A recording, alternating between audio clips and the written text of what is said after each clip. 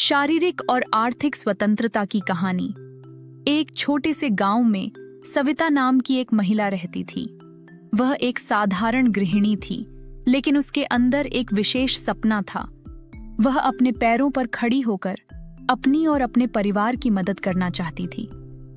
सविता ने हमेशा सुना था कि स्वास्थ्य ही धन है, लेकिन वह खुद को कमजोर और निर्भर महसूस करती थी। एक दिन उसने निर्णय लिया कि उसे अपने स्वास्थ्य का ध्यान रखना होगा।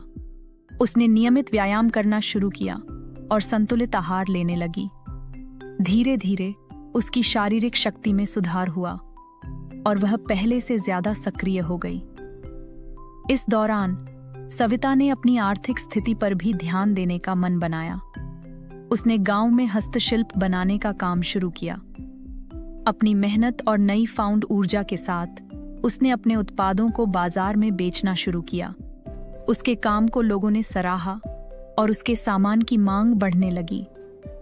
कुछ महीनों बाद सविता ने अपने पहले कमाई से एक छोटी सी दुकान खोलने का निर्णय लिया।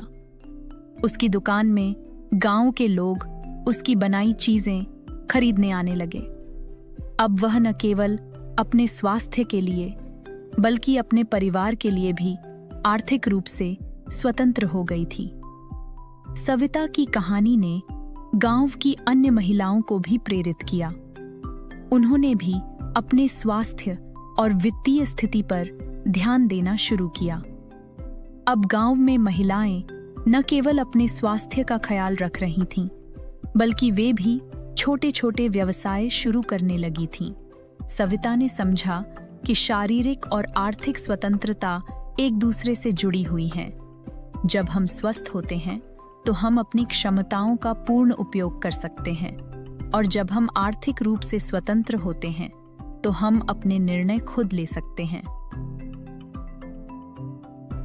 सीख: शारीरिक और आर्थिक स्वतंत्रता हमें आत्मनिर्भर बनाती है और जीवन में स्थिरता लाती है। अपने स्वास्थ्य और वित्त का ध्यान रखना हर व्यक्ति के लिए आवश्यक है।